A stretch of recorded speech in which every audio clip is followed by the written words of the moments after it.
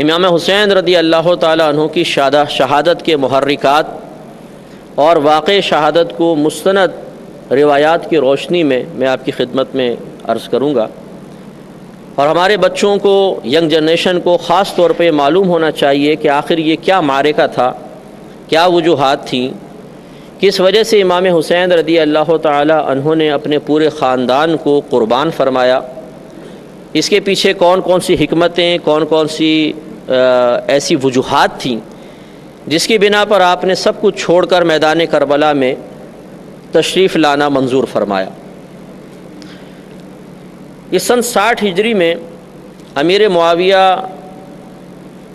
رضی اللہ تعالی عنہ کا وصال ہوا تو ولی عہد کے طور پر یزید تخت نشین ہوا،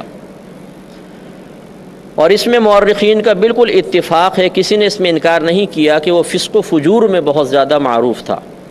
شراب پینا، عورتوں کی طرف میلان اور کچھ اور گناہ جن میں وہ مشغول تھا، یہ بڑے معروف تھے۔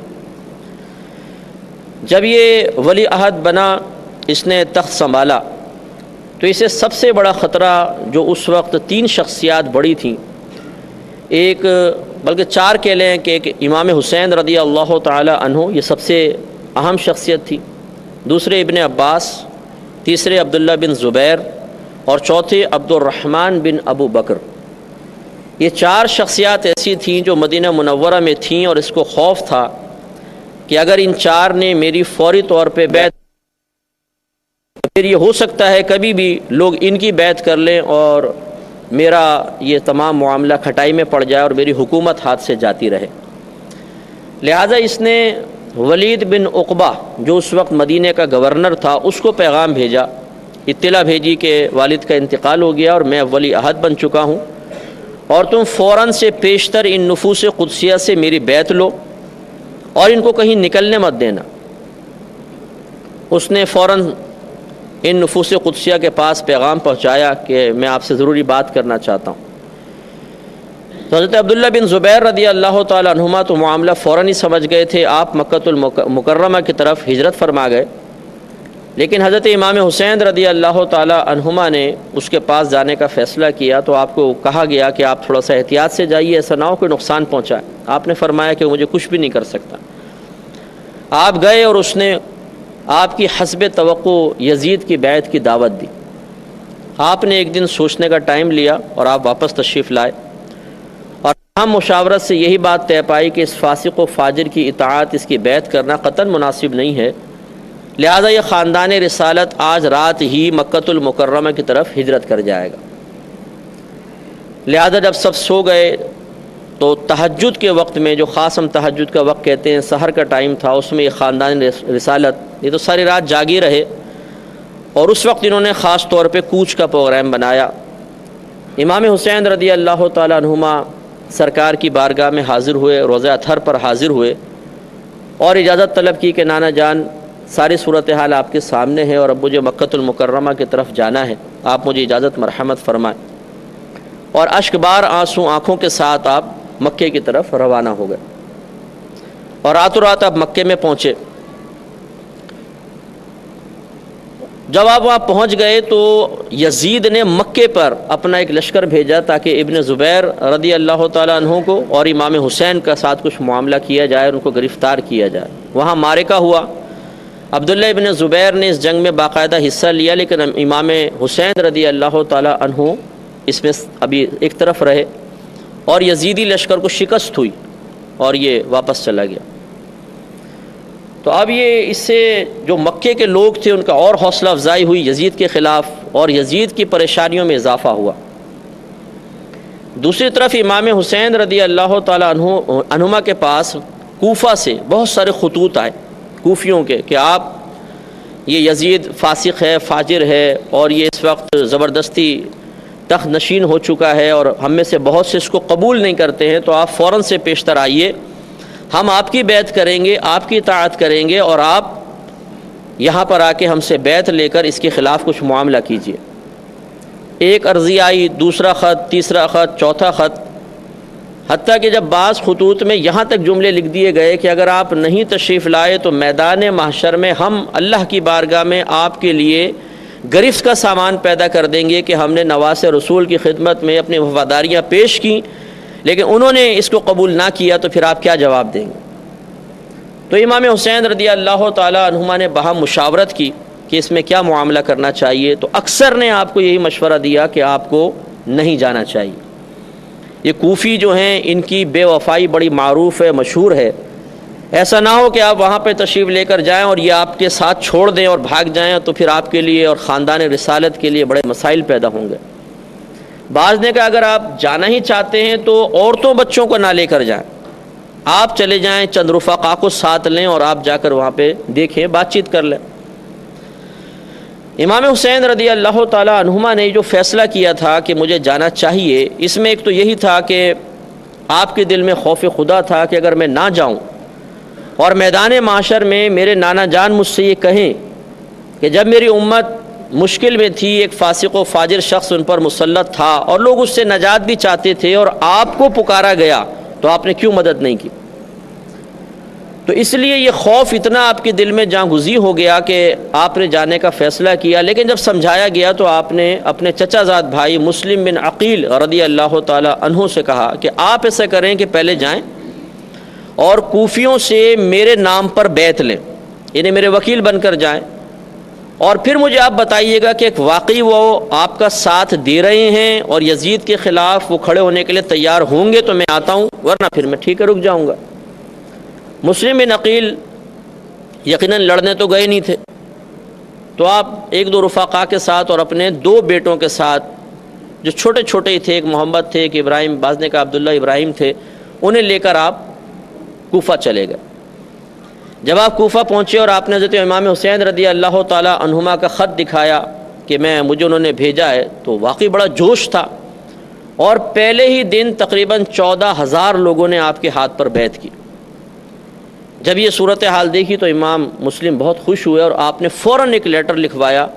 اور امام حسین رضی اللہ تعالیٰ عنہ کو بھجوایا کہ آپ فوراً سے پیشتر یہاں پر آئیے، حالات بہت سازگار ہیں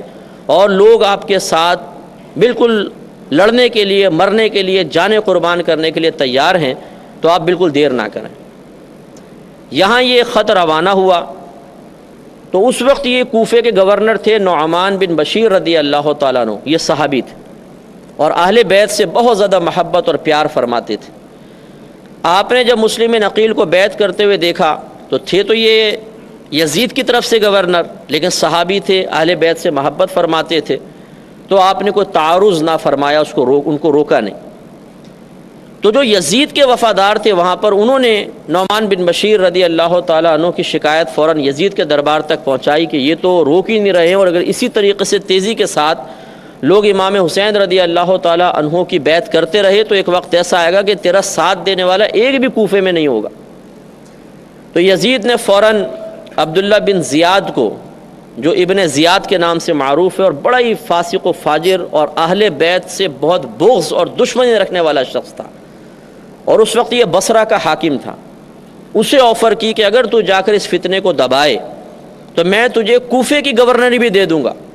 بصرہ کا بھی حاکم رہے اور کوفے کا بھی رہے، لیکن جا کے اس فتنے کو دبا دے۔ اس نے فوراً اپنے بھائی کو اپنا وکیل بنایا، اپنا نائب بنا کے وہاں چھوڑا، اور فوراً وہ راتوں رات کوفہ پہنچ گیا، اور اس نے امام حسین رضی اللہ تعالیٰ عنہ کی محبت جاننے کے لیے طریقہ یہ اختیار کیا کہ بالکل ایسا لباس پہنا جیسے عربوں کا ہوتا ہے، حجازی لوگ پہنتے ہیں۔ یہ مکہ مکرمہ اور مدینہ منورہ کے رہنے والوں کو اہل حجاز کہا جاتا ہے، تو حجازی لباس میں اندر داخل ہوا اور کپڑا اس طرح آگے ڈال لیا اور شہر کے اندر رات میں داخل ہوا۔ اب چونکہ کوفی لوگ انتظار کر رہے تھے کہ شاید ابن رسول امام حسین رضی اللہ تعالیٰ عنہ تشریف لانے والے ہیں اور یہی امام حسین ہیں، تو ان سب نے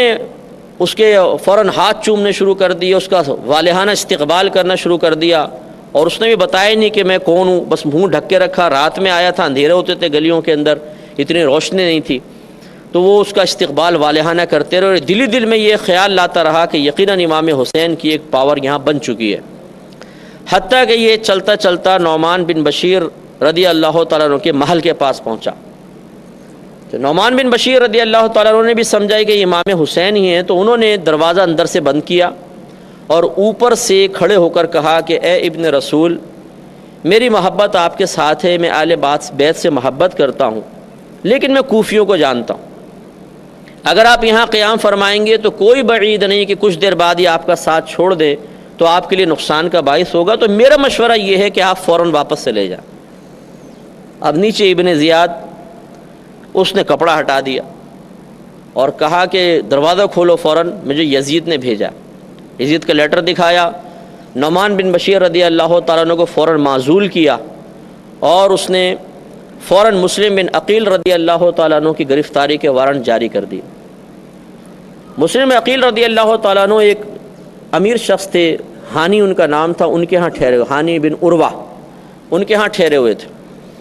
تو اس نے کسی بڑی ترکیب کے ساتھ، کیونکہ وقت بھی کم ہے تو میں قلیل تھوڑا سا واقعہ کر کے عرض کرتا ہوں کہ کسی طریقے سے اس نے تصدیق کروائی کہ واقعی مسلم بن عقیل وہاں ہیں، اور پھر اس نے اپنے آدمی بھیج کر آپ کو گرفتار کروایا۔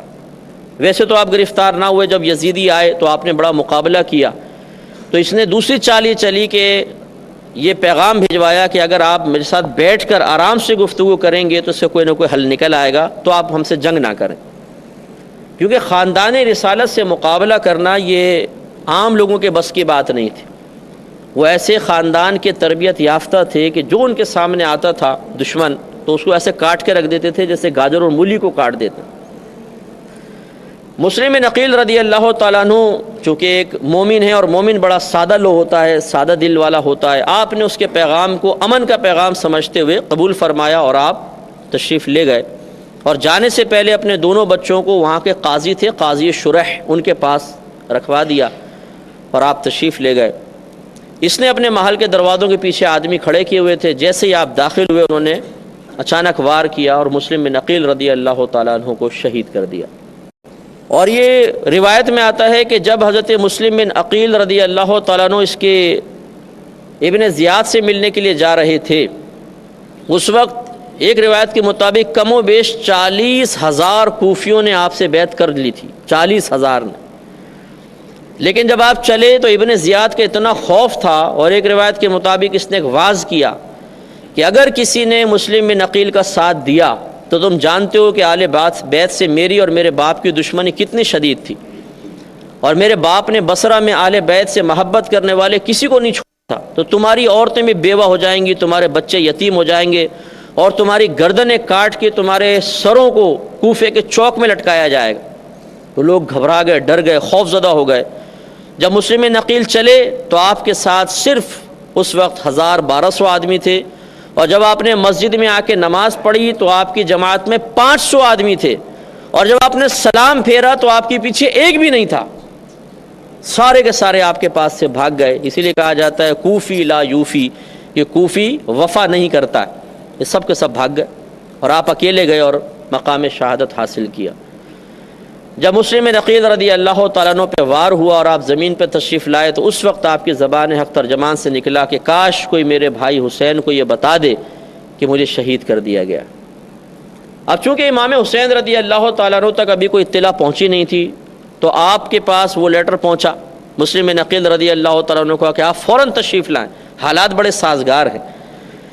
تو اب امام حسین رضی اللہ تعالیٰ عنہ کے پاس دو چیزیں تھیں، ایک عزیمت اور ایک رخصت۔ عزیمت کا مطلب تو یہ ہے، پہلے رخصت کا سمجھ لیں کہ بعض اوقات شرعی احکام اللہ تعالیٰ کی طرف سے بندوں کی طرف متوجہ ہوتے ہیں، لیکن اس میں رعایت کا پہلو ہوتا ہے، نرمی کا پہلو ہوتا ہے۔ اگر آدمی چاہے تو اس نرمی کو اختیار کر لے اور اس شرعی حکم سے وقتی طور پہ پیچھے ہو جائے، اس کو رخصت کہتے ہیں۔ جیسے کوئی شخص ہے کھڑے ہو کر نماز پڑھنے میں درد ہوتا ہے تو اجازت دے دی گئی بیٹھ کے پڑھ لو۔ اب اگر وہ بیٹھ کے نہ پڑھے کہ میں کھڑو کر پڑھوں گا تو ہم کہیں گے یہ عزیمت پر عمل ہے، اور اگر وہ بیٹھ کے پڑھ لے تو کہا جائے گا یہ رخصت پر عمل ہے۔ امام حسین رضی اللہ تعالیٰ عنہ کے پاس دو راستے تھے، ایک عزیمت کا جو مشقت والا تھا، آپ اگر نکلتے جا کے یزید سے مقابلہ بھی ہوتا، جنگ بھی ہوتی، سب کچھ ہوتا، اور ایک رخصت کا معاملہ تھا کہ یزیدی لشکر بہت بڑے تھے، ان کے پاس طاقت تھی، ان کے پاس حکومت تھی، تو اس میں آدمی شہید بھی ہو سکتا ہے۔ تو امام حسین رضی اللہ تعالی عنہما نے خواص کا راستہ اختیار کیا، اور وہ وہی راستہ ہے کہ جب اللہ تعالیٰ کی راہ میں انسان نکلتا ہے تو پھر رخصت کو نہیں دیکھتا، وہ عزیمت کو دیکھتا ہے۔ تو لہٰذا اب اتمام حجت ہو چکا تھا، آپ کے پاس لیٹر آ چکے تھے، مسلم بن عقیل کی طرف سے تصدیق ہو چکی تھی کہ آپ تشریف لائیے، اور تقریباً 14,000 نے تو پہلے دن مجھ سے بیعت کی ہے، اور مجھے امید ہے کہ آپ تشریف لائیں گے تو پورا کوفہ آپ کے ساتھ ہوگا۔ آپ صرف 72 نفوس قدسیہ کے ساتھ اپنے گھر سے روانہ ہوئے۔ تو ایک تو یہ وجہ آپ کے سامنے آ گئی کہ امام حسین کوئی حکومت کے لالچ میں نہیں نکلے تھے۔ یہ تو ایک بالکل احمقانہ سی بات ہوگی کہ کوئی یہ کہے کہ امام حسین حکومت یا خلافت کے لالچ میں باہر نکلے تھے، اس لیے کہ یہ تو وہ شہزادے ہیں جن کے بارے میں نبی کریم صلی اللہ علیہ وسلم نے اپنی حیات طیبہ میں بشارت عطا فرمائی تھی کہ حسن و حسین جنتی نوجوانوں کے سردار ہیں۔ تو جن کو اللہ کے نبی جنت کے نوجوانوں کی سرداری اللہ کے حکم سے عطا فرما دیں، وہ دنیاوی عارضی دولت اور حکومت کے لیے اپنے گھر سے باہر نکلے گا؟ اور پھر اگر آپ چاہتے تو ایک بڑا لشکر جرار جمع کر کے جا سکتے تھے۔ صرف 72 نفوس قدسیہ جن میں گھر کی خواتین بھی ہیں، انہیں لے کر آپ کوفہ پہنچ رہے ہیں، اور آپ نے سفر اختیار فرمایا۔ تو ایک تو یہ عزیمت پر عمل تھا، دوسرا احساس ذمہ داری تھی، تیسرا میں یہاں پر ایک بات عرض کرتا ہوں، اور جو اہم بات ہے اور ایک راز ہے، اور اس کو ہمیں سمجھنا چاہیے کہ جب ہم امام حسین رضی اللہ تعالی عنہما حالت بچپن میں تھے، تو یہ معتبر کتب میں واقعہ لکھا ہوا ہے کہ ایک مرتبہ نبی کریم صلی اللہ علیہ وسلم نے ایک ران پر امام حسین کو اور ایک ران پہ اپنے بیٹے حضرت ابراہیم رضی اللہ تعالیٰ عنہ کو بٹھایا ہوا تھا۔ ابراہیم اس ٹائم چھوٹے سے تھے۔ تو سرکار فرماتے ہیں کہ میرے پاس جبریل امین آئے، اور انہوں نے آ کے کہا کہ اللہ تعالیٰ آپ کو اختیار دیتا ہے کہ آپ یا تو اپنے نواسے کو اختیار کر لیں یا اپنے بیٹے کو، کوئی ایک دنیا سے ضرور جائے گا۔ تو میں نے اپنے اپنے اس نواسے کو اختیار کیا، اور اپنے بیٹے کو میں نے کہا کہ میں نواسے کو اختیار کرتا ہوں، بیٹے کو چھوڑتا ہوں۔ تو ابراہیم کا کچھ عرصے بعد ابراہیم رضی اللہ تعالیٰ عنہ کا انتقال ہوا، لیکن ساتھ ساتھ سرکار نے فرمایا کہ میری امت میرے اس بیٹے کو بھی انتہائی بے دردی کے ساتھ شہید کرے گی۔ اور سلمہ رضی اللہ تعالی عنہا کو سرکار نے ایک مٹی دی اور کہا کہ یہ اپنے کسی شیشی وغیرہ میں ڈال لینا، جب یہ مٹی خون بن جائے تو سمجھ جانا کہ میرے اس بیٹے کو شہید کر دیا گیا۔ اور ابن عباس رضی اللہ تعالیٰ عنہما سے مروی آپ فرماتے ہیں کہ امام حسین رضی اللہ تعالیٰ عنہ کی شہادت، آپ کے واقعات آپ کی بچپن سے مشہور ہو گئے تھے۔ سرکار نے بشارت دے دی تھی کہ میرے اس بیٹے کو شہید کیا جائے گا۔ اور تہذیب و تہذیب اٹھا کے آپ پڑھ لیجئے، بڑی معتبر کتاب ہے، اس میں یہ لکھا ہے صراحتاً کہ نبی کریم صلی اللہ علیہ وسلم نے ارشاد فرمایا کہ ایک وقت آئے گا کہ میرے اس بیٹے کو قریش کے آوارہ گرد نوجوان شہید کریں گے۔ اور یہی ہوا۔ سن 60 سن ہجری میں یہ یزید حاکم بنا ہے۔ سن 61 سن ہجری جب آیا ہے، ایک سال تقریباً اس میں نکلا کہ آپ مدینے سے مکے آئے، پھر 6-7 مہینے وہاں ٹھہرے۔ سن 61 ہجری کا مطلب سن 60 ہجری کا اختتام تھا، اور 61 ہجری کی ابتدا تھی، سمجھ لیں۔ تو ذوالحجہ کا مہینہ تھا، 3 ذوالحجہ کو امام حسین رضی اللہ تعالیٰ عنہما اپنے گھر سے نکلے ہیں۔ تو اب راز یہی ہے کہ آپ کو تو بچپن سے ہی بتا دیا گیا تھا کہ آپ کو شہید ہونا ہے۔ حتیٰ کہ امام حضرت علی رضی اللہ تعالیٰ عنہ جب ایک سفر سے واپس آ رہے تھے، تو ایک جگہ آپ نے پڑاؤ ڈالا، پوچھا یہ کون سی جگہ ہے؟ بتائے میدان کربلا ہے۔ تو آپ رونے لگے، اور خیمے سے باہر آ کے آپ نے فرمایا کہ میری اولاد کو اس مقام پر شہید کیا جائے گا، کیونکہ نبی کریم صلی اللہ علیہ وسلم نے مجھے بتایا۔ تو یعنی اتنی معروف چیز تھی۔ تو امام حسین رضی اللہ تعالیٰ عنہ یہ جانتے تھے کہ اب عمر کا وہ حصہ آ چکا ہے جس میں نبی کریم صلی اللہ علیہ وسلم کی میرے بچپن میں دی گئی خبر کی باقاعدہ ایک عملی شکل نظر آنے والی ہے۔ وہ کیسے رکتے؟ اور پھر آپ دیکھیے کہ اگر روکنا ہی مقصود ہوتا تو اللہ تعالیٰ کے نبی اللہ کی بارگاہ میں دعا کرتے کہ یا رب کریم اس کی شہادت کا معاملہ ختم فرما دے، میرے بچے کو کوئی بے دردی سے شہید نہ کرے۔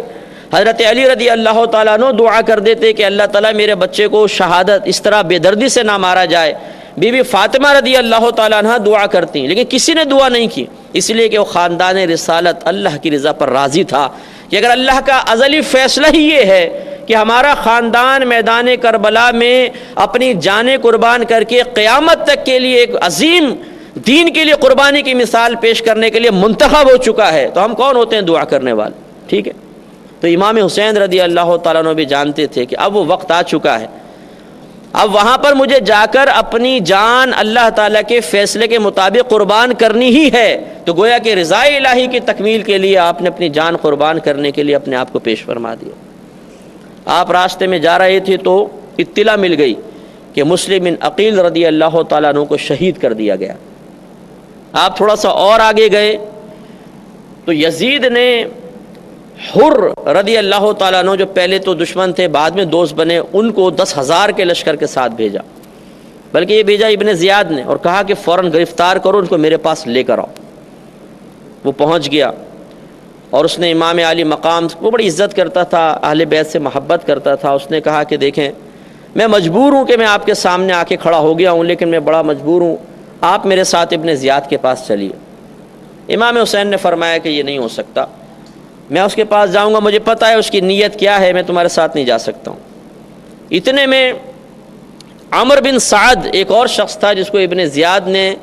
حکومت کا لالچ دیا کہ میں تجھے رے کی حکومت دے دوں گا، علاقہ تھا، تو جا۔ یہ حر نے اتنی دیر کیسے لگائی ہے؟ یقیناً وہ امام حسین کی تعظیم کر رہا ہے، تم فوراً جاؤ اور کوئی بات سننا نہیں، بس امام حسین کو تم نے گرفتار کرنا ہے۔ تو وہ بھی ایک لشکر جرار لے کر اس مقام پر آ گیا۔ تو امام حسین رضی اللہ تعالی عنہما نے پھر سوچنے کا وقت مانگا اور آپ نے ایک میدان میں خیمے قائم فرمائے، اور جب وہاں پہ لوگوں سے معلوم کیا کہ یہ کون سا مقام ہے تو انہوں نے کہا کہ یہ میدان کربلا ہے۔ ایک روایت کے مطابق پہلی محرم تھی اور ایک روایت کے مطابق دوسری محرم تھی، جس میں امام حسین رضی اللہ تعالیٰ عنہما نے اس میدان میں خیمے قائم فرمائے۔ لیکن یہ تاریخ گواہ ہے کہ جب آپ کو یہ پتہ چلا یہ میدان کربلا ہے تو آپ نے فرمایا پس ہمارے شہادت گاہ بھی یہی ہے۔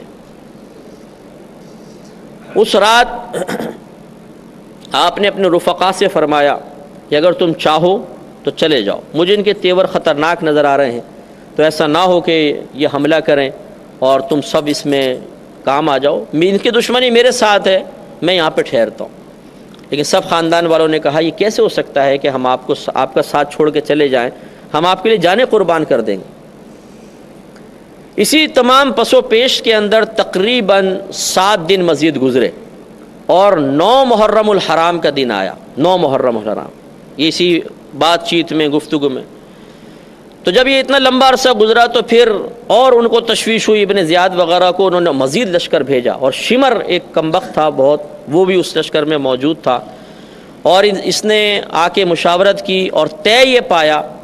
کہ نہر فرات پہ 500 سوار کھڑے کر دیے جائیں، خاندان رسالت کو ایک قطرہ پانی نہیں ملنا چاہیے۔ اور یہ پانی بند ہونے کا واقعہ 3 دن تک رہا، 3 دن تک آپ لوگوں کا پانی بند رہا، حتیٰ کہ 9 محرم الحرام آیا اور اس میں باقاعدہ پھر جنگ کا آغاز ہونا تھا۔ لہذا جب 10ویں کا دن آیا ہے 10 محرم الحرام، جس میں خاندان کے اکثر لوگ شہید ہونے تھے، تو اس میں پھر یہ طے ہو چکا تھا کہ اب کل تو جنگ ہونی۔ اس رات امام حسین رضی اللہ تعالی عنہما نے یزیدیوں کے لشکر سے کہا کہ مجھے ایک رات کم از کم ہمیں سکون سے عبادت کرنے دو، اس میں رات پہ حملہ نہ کرنا، اور میں چاہتا ہوں کہ میں اپنے رب سے مناجات کروں۔ ان کے دل میں خیال آیا کہ ٹھیک ہے آپ کریں۔ وہ پوری رات آپ نے اللہ سے مناجات کرتے ہوئے عبادت کرتے ہوئے گزاری، اور رات میں پھر اپنے خاندان والوں سے خطاب فرمایا کہ دیکھو ابھی بھی موقع ہے، اگر تم چاہو تو 2 کر کے ادھر ادھر نکل جاؤ، رات کا اندھیرا ہے، تمہیں کوئی نہیں پکڑے گا، قریبی گاؤں میں جانا اور وہاں سے اپنے گھروں کو چلے جانا، تم مجھے یہاں پہ اکیلا چھوڑ دو۔ کسی نے بھی جانے کا اقرار نہ کیا، اور ہر ایک نے کہا کہ ہم دین کے نام پہ اپنی جانیں قربان کریں گے۔ لہذا جب صبح ہوئی اور مارکے کا آغاز ہوا تو پیر در پہ خاندان رسالت کے افراد شہید ہوتے چلے گئے، پہلے دیگر افراد جو محبت کرنے والے تھے، پھر خاندان رسالت، اور پھر خاص طور پر حضرت امام حسین رضی اللہ تعالی عنہما کے گھر والوں میں سے علی اکبر آگے بڑھے۔ علی اکبر جوان تھے، ماشاءاللہ بڑے خوبرو جوان تھے، اور ان کی مشابہت نبی کریم صلی اللہ علیہ وسلم سے بہت زیادہ تھی، بڑے خوبصورت نوجوان تھے۔ آپ گھوڑے پر بیٹھے، تلوار لگائی، پہلے امام حسین رضی اللہ تعالیٰ عنہ نے فرمایا کہ میں جاتا ہوں، کہا کہ نہیں بابا جان، جس کا بیٹا جوان ہو تو باپ کیوں جائے گا، میں جاتا ہوں۔ اس وقت حضرت امام حسین کی تاریخ کے مطابق جو تاریخ نگاروں نے لکھا ہے، عمر مبارکہ تھی 56 سال 5 ماہ 5 دن، اور وہ لکھتے ہیں کہ ایک بال بھی آپ کا سفید نہیں ہوا تھا، ایک بال بھی سفید نہیں تھا، ایسے خوبصورت جوان نظر آتے تھے۔ بیٹا گیا اور جا کے حملہ کیا، اور زبردست حملہ کیا، ایسا حملہ کیا کہ جس طرف جاتے تھے صفے کے صفے الٹ دیتے تھے، اور کسی میں ہمت نہیں ہوتی تھی کہ سامنے آئے، جو سامنے آیا اس کو گاجر مولی کی طرح کاٹ دیا۔ تو اب یہ ابن زیاد اور یہ عمر بھی یا عروہ بن سعد یہ سب بڑے پریشان ہوئے کہ کیا کریں۔ اب ابن زیاد تو خیر اپنے وہاں سے کمانڈ کر رہا تھا، کوفہ کے اندر بیٹھا ہوا تھا، یہاں شمر تھا اور عروہ یہ ابن سعد تھا۔ تو طے یہ ہوا کہ کہا کہ چاروں طرف سے حملہ کرو، اس کو گھیر لو، اس نوجوان کو، اگر ایک ایک کر کے آتے رہے تو پورا لشکر بھی اگر آ جائے گا تو یہ قابو میں آنے والا نہیں۔ چاروں طرف سے حملہ ہوا، حضرت نے ایسا حملہ کیا کہ جتنے آتے تھے سب کو گاجر مولی کی طرح کاٹ دیا کرتے تھے، زبردست قسم کا معرکہ ہوا۔ لیکن 3 دن سے حلق میں ایک قطرہ پانی نہیں پہنچ رہا ہے، تو پیاس کی وجہ سے نڈھال ہو گئے اور واپس والد صاحب کے پاس آئے اور کہا کہ ابا جان اگر ایک گھونٹ پانی مل جائے تو پھر دیکھیں میں ان کے ساتھ کیا کرتا ہوں۔ تو امام حسین رضی اللہ تعالی عنہما نے ایک روایت کے مطابق اپنی انگوٹھی ان کے منہ میں رکھی تو سیرابی آ گئی، اور ایک روایت کے مطابق اپنی سوکھی زبان ان کے منہ میں رکھی تو ان کو تراوٹ حاصل ہو گئی، اور پھر آپ گئے اور پھر حملہ کیا۔ لیکن اب کی دفعہ ظالموں نے چاروں طرف سے تیر برسائے، بزدلوں نے پتھر مارے دور سے۔ اب اندازہ کریں کہ خاندان رسالت کا ایک چشم و چراغ جس کی شکل مبارکہ نبی کریم صلی اللہ علیہ وسلم سے ملتی ہوئی ہو، اور وہ نوجوان خوبرو نوجوان کھڑا ہو اور چاروں طرف سے پتھر مارے جا رہے ہوں اور تیر برسائے جا رہے ہوں، کتنا دردناک منظر ہوگا آپ اندازہ کریں۔ اگر کوئی پاگل کو بھی پتھر مار رہا ہوتا ہے تو ہمارا دل پسیج جاتا ہے اور ہم کہتے ہیں یار ایسا نہ کرو، بیچارے کیوں مار رہے ہو، اس کی ٹانگ دیکھو لنگڑا کے چل رہا ہے۔ اور یہاں پر آل رسول پہ حملہ کیا جا رہا ہے، کوئی پتھر یہاں آ کے لگتا ہوگا، کوئی ناک پہ آ کے لگتا ہوگا، کوئی ہونٹوں پہ لگتا ہوگا، کوئی کندھے پہ لگتا ہوگا، کوئی سینے پہ آ کے لگتا ہوگا۔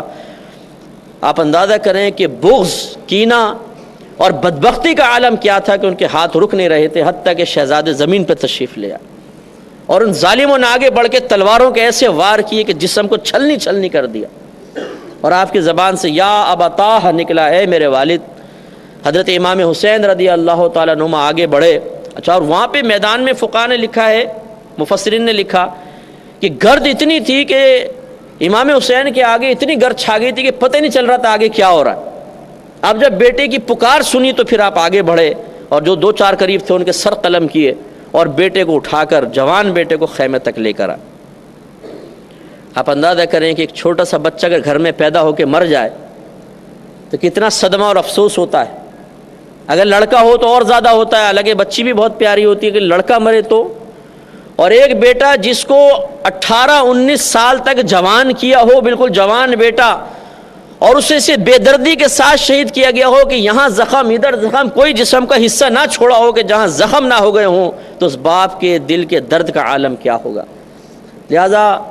مورخین نے لکھا ہے کہ جب آپ اس کو لے کر آئے ایک بھی بال سفید نہیں تھا،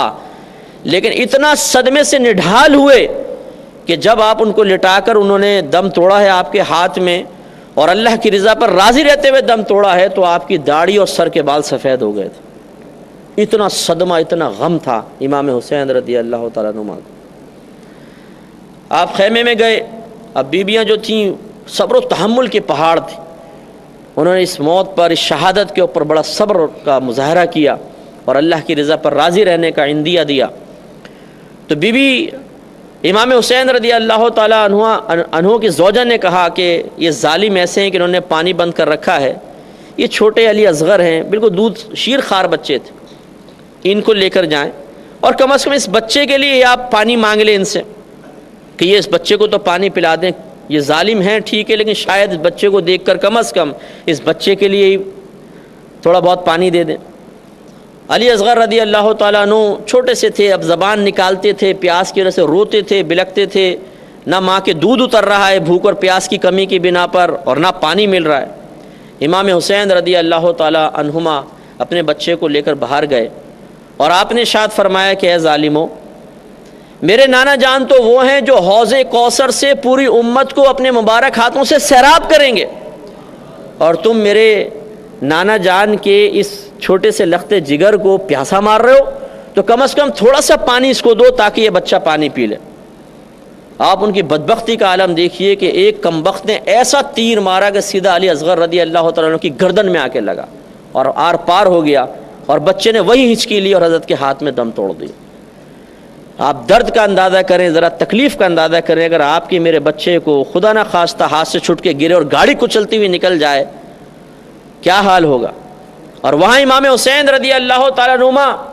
جن کے نانا جان کے قدموں کی برکت سے لوگوں کو جنتیں ملیں گی، مغفرتیں ملیں گی۔ ہمارے نبی کا وجود مسعود نہ ہوتا تو نہ آپ ہوتے، نہ میں ہوتے، نہ یہ کائنات ہوتی۔ اگر ان حدیثوں کو مانا جائے کہ اللہ تعالیٰ نے ارشاد فرمایا کہ حبیب اگر اپنی ربوبیت ظاہر کرنا، اگر تجھے پیدا کرنا مقصود نہ ہوتا تو میں اپنے رب ہونے کو ہی ظاہر نہ فرماتا۔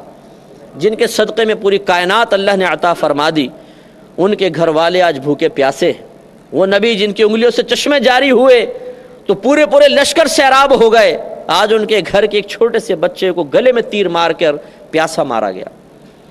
لیکن امام حسین رضی اللہ تعالیٰ عنہ کی زبان پہ شکوہ نہیں آیا، شکایت نہیں آئی، صبر کے پہاڑ رہے۔ بچے کو لا کے خیمے میں دکھایا، بچہ خاموش ہے، اضطراب نہیں ہے، بے قراری نہیں ہے، آرام سے لیٹا ہوا ہے۔ گھر کی بیویاں سمجھی کہ شاید بچے کو پانی دے دیا گیا ہے تو بڑے سکون سے سو گیا ہے، لیکن جب آ کر بتایا کہ اس کے تو گلے میں تیر مار دیا گیا ہے تو آپ سوچئے کہ ان ماں کے قلب کا عالم کیا ہوگا، ان لوگوں کے دل کو کیسا تکلیف پہنچائی گئی ہے۔ آل رسول کو اس کا آپ اندازہ کریں کہ کس قدر وہ اذیت اور کرب میں ہوں گے۔ اس کے بعد حضرت قاسم بن حسن رضی اللہ تعالیٰ عنہ 9 سال کے بچے، صرف 9 سال۔ امام حسین نے ارادہ کیا کہ میں جاؤں، تو کہا کہ نہیں چچا جان میں جاتا ہوں، آپ مجھے موقع فراہم کریں۔ 9 سال کا بچہ کتنی چھوٹی سی تلوار لے کے میدان میں نکلا ہوگا۔ آدمی ویسی بچوں کو دیکھ کے کہتا ہے کہ چھوڑو یار، چھوٹا بچہ ہے، کیا ماریں اور کیا پیٹیں، لیکن ان ظالموں نے جنہوں نے علی اصغر کے گلے میں تیر مار دیا، اس بچے کو کیا چھوڑتے، 2 منٹ میں اس کو بھی شہید کر دیا۔ اب امام زین العابدین اور جن سے آج جو جتنے بھی سید ہیں وہ آپ کی نسل سے ہیں، یہ بیمار تھے اور بہت زیادہ بیمار ہو گئے تھے، بخار بہت زیادہ تھا، جسم میں نقاہت تھی، کئی دن کے فاقے بھی تھے، پیاس پانی تو 3 دن سے بند کیا ہوا تھا، تو یہ اپنے پاؤں پہ صحیح کھڑے بھی نہیں ہو پا رہے تھے، جسم پہ لرزہ تھا۔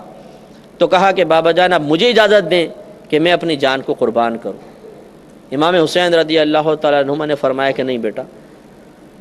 اب اللہ تعالیٰ کا فیصلہ یہی ہے کہ میرا وقت شہادت آ گیا ہے، میں جاؤں گا، اور تم عورتوں کے پاس رہو، مجھے اللہ کی رحمت سے یقین ہے کہ تم سے ہی اب ہماری نسل آگے چلے گی۔ بیٹے کو وہاں چھوڑا اور پھر حضرت امام حسین رضی اللہ تعالیٰ عنہ تیار ہوئے۔ اب آپ غور کیجئے کہ چشم فلک کتنی حیرت کے ساتھ یہ نظارہ دیکھ رہا ہوگا کہ وہ نانا جان جنہوں نے ان لبوں کو چوما ہے، امام حسین کے پیشانی کو چوما ہے، یہ اگر سجدے میں آ کے سرکار کے کندھے پہ بیٹھ جائیں تو سرکار اپنے سجدوں کو طویل کر دیں۔ آج وہ مقام شہادت حاصل کرنے کے لیے ہزاروں کے سامنے اکیلا جا رہا ہے۔ آپ نے امامہ رسول آپ کے پاس تھا، وہ اپنے سر پہ باندھا، اور حضرت علی رضی اللہ تعالیٰ عنہ کی تلوار لی، حمزہ رضی اللہ تعالیٰ عنہ کی زرہ آپ کے پاس تھی، وہ باندھی، اور آپ گھوڑے پہ سوار ہوئے اور میدان میں تشریف لے آئے۔ آپ نے وہاں پر آ کے ایک وعظ کیا اور اتمام حجت کے لیے ان سب کو سمجھایا کہ اے لوگوں ذرا غور کرو، تم کس کو مار رہے ہو؟ آخر تمہاری میری دشمنی کیا ہے؟ میں نے کون سا ایسا غلط کام کیا ہے کہ آج تمہارے سامنے کھڑے ہو اور مجھے قتل کرنے کے در پہ ہو؟ سوچو کہ جب تم میدان معاشر میں میرے نانا جان کے سامنے پہنچو گے تو کس منہ سے شفاعت کا سوال کرو گے؟ اس لیے مجھے پہچانو، میں نواسہ رسول ہوں، اور کم از کم مجھ سے تعارض نہ کرو، اور یہ نہ کرو اپنی آخرت برباد مت کرو۔ لیکن وہ ایسے ظالم تھے، اتنے خبیث قسم کے لوگ تھے کہ انہوں نے کہا کہ لمبا وعظ و نصیحت نہ کریں، ہمیں آپ کا وعظ و نصیحت نہیں چاہیے، مقابلہ ہوگا۔ آپ کو میں نے بتایا تھا کہ حر بھی ان کے ساتھ تھا۔ جب یہ امام حسین رضی اللہ تعالیٰ عنہ کی شہادت کا وقت آیا، اس سے کچھ عرصے پہلے، یعنی کچھ ٹائم وقت پہلے، یہ اس طرف آیا۔ اب دیکھیں، جس کو اللہ تعالیٰ کرم فرمائے، جس کو ہدایت عطا فرمائے، اس نے آ کر کہا کہ اے امام حسین، میں آپ سے معذرت چاہتا ہوں، اگر میں آپ کو جانے دیتا اور کچھ اور راستہ نکال لیتا تو شاید آج یہ صورتحال نہ آتی، اور مجھے بڑا افسوس ہے اور بہت صدمہ ہے کہ تمام معاملات ہو رہے ہیں۔ کیا میرے لیے بخشش و نجات کا کوئی راستہ ہے؟ امام حسین رضی اللہ تعالیٰ عنہ نے فرمایا کہ اگر تو ان کا ساتھ چھوڑ دے اور ہمارا ساتھ دے تو میں تجھے اپنے نانا جان کی شفاعت کا وعدہ دیتا ہوں، اور انشاءاللہ اللہ تعالیٰ تیری بخشش و مغفرت کرے گا۔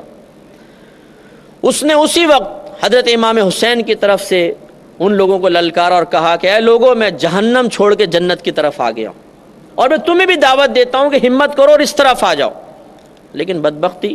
وہ بھی لڑے اور وہ بھی شہید ہوئے۔ اب یہ آخری مارکا تھا۔ امام حسین رضی اللہ تعالیٰ عنہ اکیلے ہیں، نواسۂ رسول ہیں، جن کی فضیلت اور برکت کو نبی کریم صلی اللہ علیہ وسلم عرصہ دراز تک بیان کرتے رہے ہیں۔ لوگ جن کی بارگاہ میں آ کے دعائیں کر کے اپنی حاجات پوری کرتے رہے ہیں، اللہ کی بارگاہ سے انعامات حاصل کرتے رہے ہیں، آج امام حسین تنہا کھڑے ہیں، اور یہ سارے کمبخت بدبخت سامنے کھڑے ہیں جنہوں نے عرضیاں دے دے کر، خط لکھ کر آپ کو بلایا، وہ بھی سامنے کھڑے ہیں، اور امام حسین نے یاد دلایا کہ تم نے مجھے خط نہیں لکھا تھا، تم نے نہیں لکھا تھا، تم نے نہیں لکھا تھا۔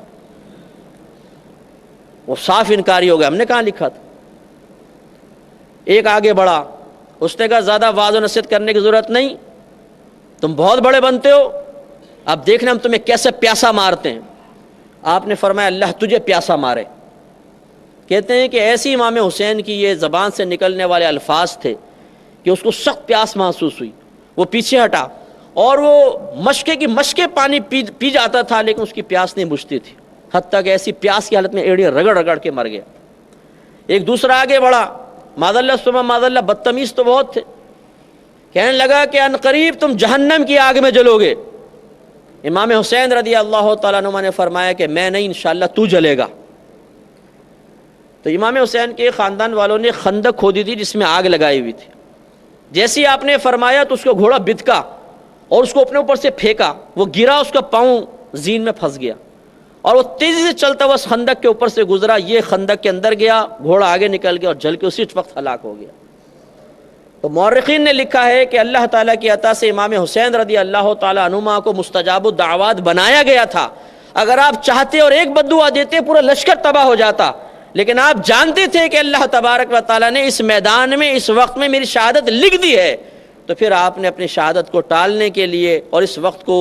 وقت سے باہر نکلنے کے لیے، اس مشکل سے باہر نکلنے کے لیے کوئی دعا نہیں کی، اور اس لشکر کو تباہی کے لیے دعا نہ فرمائی۔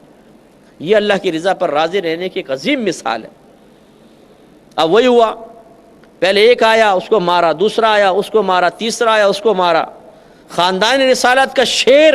اکیلا ہزاروں کے سامنے کھڑا ہوا ہے، اور یہ عام بھیڑ بکریوں کے اندر اتنی طاقت اور ہمت نہیں ہے کہ خاندان رسالت کے شیر کو للکار سکے۔ اب ان بدبختوں نے کہا کہ بھئی ان کو تو حملہ کرنا اور ان کو زیر کرنا بڑا مشکل ہے، کیا کیا جائے؟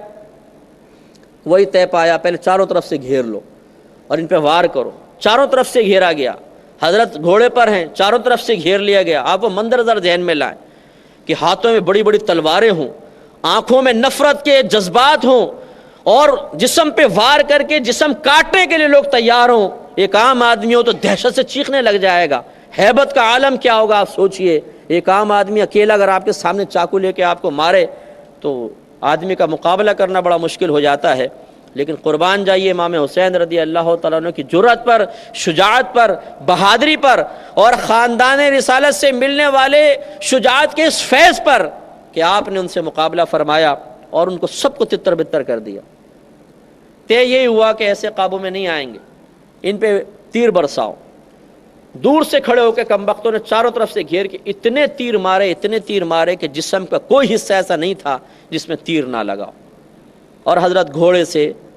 زمین پہ تشریف لے آئے۔ بلڈ نکل رہا تھا، کوئی چہرے پہ لگا ہوا ہے، کوئی سینے پہ لگا ہوا ہے، کوئی ہاتھوں پہ تیر لگا ہوا ہے، عجیب صورت ہے۔ اور ان بدبختوں نے جیسی آپ تشریف لائے، آگے بڑھ کے تلواروں سے وار کر کے آپ کو مکمل طور پہ شہید کر دیا۔ اور پھر ایک بدبخت نے آگے بڑھ کر، ایک شمر کے بارے میں آتا ہے کہ شمر نے، اور ایک سنان بن انس کا نام آتا ہے کہ ان دونوں میں سے کسی ایک نے آگے بڑھ کر امام حسین کی گردن پہ ایسا وار کیا کہ سر مبارکہ علیحدہ کر دیا۔ اور یزید نے جو یہ حکم دیا اور ابن زیاد کو مقرر کیا، اس نے قیامت تک کے لیے اپنے چہرے کو سیاہ کر لیا، اور امام حسین رضی اللہ تعالیٰ عنہما نے اس دین کے لیے قربانی دیتے ہوئے ایک ظالم اور فاسق و فاجر کے سامنے سر اطاعت خم نہ کرتے ہوئے اپنے دین کو قیامت تک کے لیے زندہ کر لیا۔ تو الحمدللہ اس واقعے میں ہمارے لیے بڑا درس ہے، بہت نصیحت ہے۔ ہمیں صرف ان واقعات کے انداز سے ہی نہیں سننا چاہیے، اور صرف کسی کے بیان کرنے کے انداز پہ غور و تفکر کر کے اس کو اچھا یا اور کسی اور زاویے سے نہیں دیکھنا چاہیے کہ یہ جی اچھا بیان تھا، جی برا بیان تھا، جی بہت مزہ آیا، جی نہیں آیا، بلکہ اصل ہونا یہ چاہیے کہ ہم ان واقعات سے درس حاصل کریں۔ امام حسین رضی اللہ تعالیٰ عنہما اللہ کے دین کے لیے گھر سے نکلے، ہمیں بھی نکلنا چاہیے۔ آپ نے میدان میں جانے کے باوجود سامنے ظالم کھڑے، کبھی نماز قضا نہیں فرمائی، ہمیں بھی سوچنا چاہیے۔ آپ نے ہر مقام پہ سچ بولا، کبھی جھوٹ نہیں بولا، دھوکہ نہیں دیا، کسی طریقے سے بزدلی کا مظاہرہ نہیں کیا، ہمیں بھی اس کو اختیار کرنا چاہیے۔ اور آپ نے اپنے خاندان والوں کی قربانی خود دین کے لیے پیش کر کے قیامت تک کے لیے اپنے دین کو زندہ کیا، ہمیں بھی کم از کم کچھ قربانیاں اپنے دین کی خاطر دینی چاہیے۔ اللہ تعالیٰ سے دعا ہے کہ رب کریم اس واقعے سے درس حاصل کرتے ہوئے ہمیں بھی ان تمام اچھے نکات کو اپنانے، ان اچھی چیزوں کو اپنی زندگی پر عملی طور پہ نافذ کرنے کی توفیق عطا فرمائے۔ وآخر دعوانا ان الحمد للہ رب العالمین۔